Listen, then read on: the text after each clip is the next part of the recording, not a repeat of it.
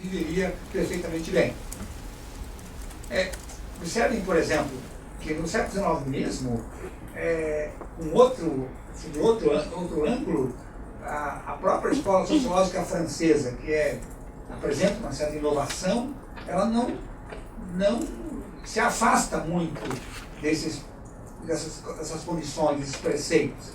A escola sociológica francesa se centraliza justamente na defesa de um postulado segundo o qual todos os sujeitos da sociedade estariam imbuídos do propósito de controlar a criminalidade, porque a criminalidade estimulava uma certa coesão social. Então o crime não era tido mais agora como uma coisa absolutamente imoral e inservível, mas o crime era tido como um instrumento de coesão social, justamente porque se entendia essa ideia, se entendia de que aquilo era apenas uma questão de ajuste, ajustando a sociedade, se poderia controlar a criminalidade e todo mundo estaria muito feliz, porque estariam unidos todos para obter um estado de paz, etc. Não é à toa, por exemplo, que muitos autores alemães até hoje, modernamente, dizem assim: qual é a finalidade do direito penal? A finalidade do direito penal é alcançar a paz social. Os autores alemães modernos dizem isso. Paz social é diante do sofrimento das pessoas. Vejam que há uma influência do século XIX ainda no século XXI. Mesmo autores modernos, agora no século XXI, o manual do direito penal alemão, assim, a finalidade do direito penal não é só a proteção do bem jurídico, mas a proteção do bem jurídico é um instrumento para alcançar uma finalidade última, que seria a paz social. Paz social mediante justamente o sofrimento de pessoas, mas é a ideia do ajuste do século XIX. Bom, há um dado interessante observando essa influência do princípio da estabilidade nas relações do direito penal. É um dos dados interessantes. É que uma das questões fundamentais do direito penal no século XIX é a questão de racionalizar esse tipo de ideia do que constituiria a constituição da lei natural. O que constituiria, na verdade, o princípio da estabilidade. Como é que nós poderíamos equacionar racionalmente o princípio da estabilidade pelo qual se orientaria a ciência do direito penal. Isso no século XIX. No século XX, se avança cada vez mais nesse sentido, e até hoje são ideias que buscam um tipo de racionalidade do sistema penal. É difícil compor-se uma ideia de racionalidade, porque há muitos conceitos que podem identificar o que constitua a chamada racionalidade de uma lei penal ou de um enunciado penal. O que é, na verdade, uma racionalidade? Nós podemos encontrar, desde Aristóteles, a ideia de racionalidade como o princípio geral de orientação das condutas, até, recentemente, agora, com o funcionalismo, a racionalidade é a ideia vinculada à estabilidade da norma ou ao alcance de expectativas frustradas. Desse, por exemplo, na obra de Luhmann, que toda a área do sistema jurídico está conjugada com a ideia de garantia das expectativas que foram frustradas. Então, essa racionalidade é completamente diferente da racionalidade idealizada por Aristóteles. Agora, só que Aristóteles tinha uma outra visão de racionalidade. Aristóteles tinha uma visão de racionalidade vinculada também à concepção de um bem. E a concepção de um bem estava associada a uma forma de causalidade. Como é que se, através de uma conduta eticamente correta, se alcança um determinado bem que é bem para a pessoa, mas também para a sociedade, e como isso se traduz em termos de execução prática da conduta. Como é que se traduz? Então, Aristóteles inaugura a figura das 4 causas, e essas 4 causas vão dar lugar a um sistema racional de identificação do que constituiria uma ação eticamente correta. Claro, isso vai se pronunciar, depois vai se pronunciar de uma maneira mais assim, factível no finalismo, quando se diz que uma ação é corretamente correta quando se dirige a um fim correto, e consequentemente toda a ação só é caracterizada como tal quando ela se dirige a um determinado fim. Se a ação não é final, não é ação, é um mero ato, é um mero movimento corpóreo sem nenhum significado. A influência da racionalidade aristotélica no campo do fenômeno do finalismo, que é uma reprodução da chamada ontologia aristotélica. Vê-se, portanto, que essa questão da racionalidade está muito vinculada a essa ideia de garantir, assegurar uma estabilidade. Como é que nós racionalizamos isso? E aí, nós temos uma questão interessante. Nós temos aqui 1, 2, 3, 4, 5, 6, 7, 8 possibilidades de equacionar essa racionalidade. A primeira é a valorização de entidades empíricas. Eu valorizo as entidades empíricas e, através da demonstração da violação de algumas condições empíricas, eu posso afirmar que há ou não racionalidade na forma como eu identifico a violação da lei. Então, a lei é racionalmente correta à medida em que ela possibilita a identificação através da demonstração de uma violação de uma entidade empírica e efetivamente aquilo se dá daquela forma. Por outro lado também, há uma forma de racionalidade quando se busca um aperfeiçoamento metafísico através de princípios a priori. Como é que eu vou buscar esses princípios a priori para o entendimento,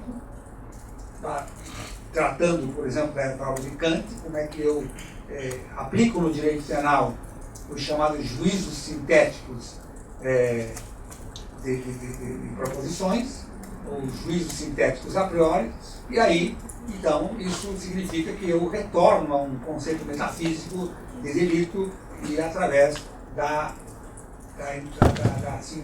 afirmação de juízos sintéticos a priori. Essa é uma ideia que vem sendo muito utilizada por Nauck.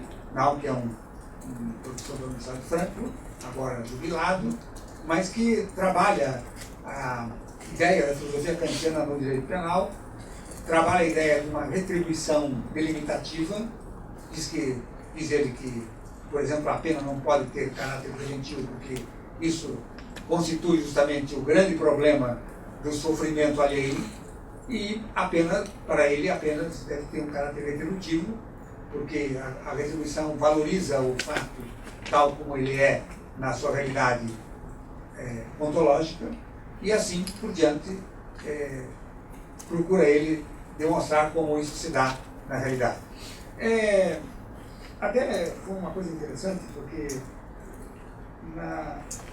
no concurso que eu fiz na UERJ, no concurso titular, olha só, eu fiz um concurso titular, justamente, e um dos examinadores era o ministro Barroso.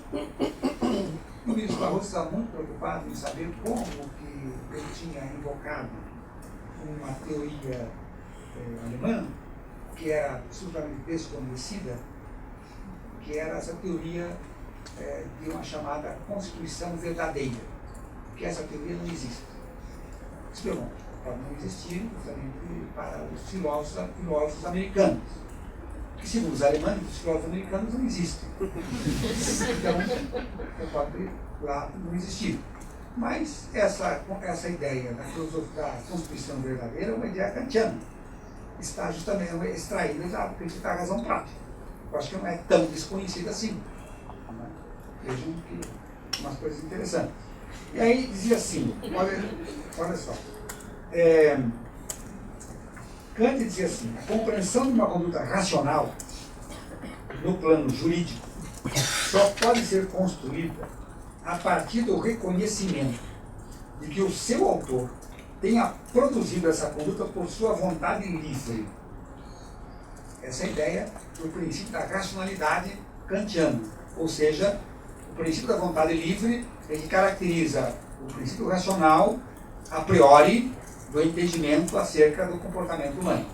Então, dizer, o importante, então, para a definição do injusto não será exclusivamente a causalidade, que é pressuposta para todos os fenômenos, mas a infração do dever.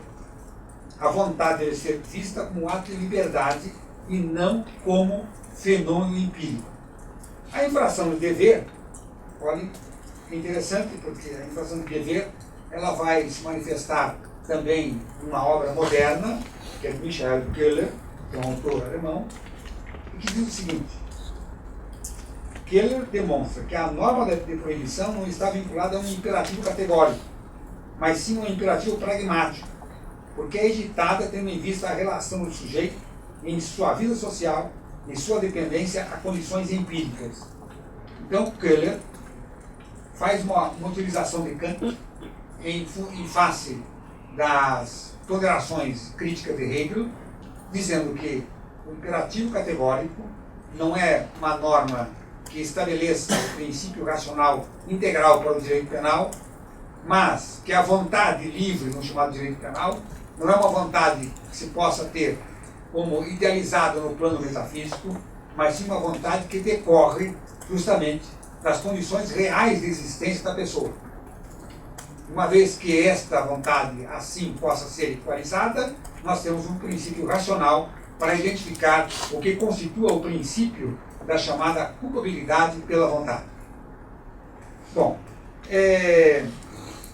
também, por exemplo, quando se retorna à chamada entidade empírica, nós vemos que as entidades empíricas elas sedimentam o direito de uma forma muito característica. E há três formas de se identificar a realidade empírica. Ou se identifica a realidade empírica por um ato do próprio governante, é a ideia do direito inglês. O direito inglês parte da ideia de que há uma legitimidade na norma jurídica quando ela expressa a vontade do governante. Então basta a vontade do governante para dizer que a norma jurídica é legítima, é racional, portanto. Há também uma outra ideia de que a infração à norma não se dá por uma questão relacionada à emissão de uma vontade do legislador, mas sim pelo reconhecimento que essa norma encontra na comunidade em geral. Essa é uma modalidade também empírica de construção de uma racionalidade para o direito penal. Eu tenho uma norma penal, quero saber se essa norma é racional ou não. Eu tenho alguns parâmetros. O primeiro parâmetro é o seguinte: eu tenho um legislador constituído legalmente ou democraticamente e que emite a norma. Esse é o primeiro parâmetro de racionalidade. O segundo parâmetro: eu tenho um legislador que emite a norma, mas isso não é suficiente. É preciso que essa norma tenha o reconhecimento da comunidade, ou seja acolhida por todos como uma norma com significado importante para todos. Então, uma outra forma de racionalidade da norma penal. E, finalmente, uma terceira forma de racionalidade da norma penal que se encontra, por exemplo, na chamada ideia da lei fundamental. Eu tenho uma lei fundamental da qual derivam as normas infraconstitucionais e a partir do momento em que essa lei fundamental legitima essas normas, as normas seguem um procedimento racional.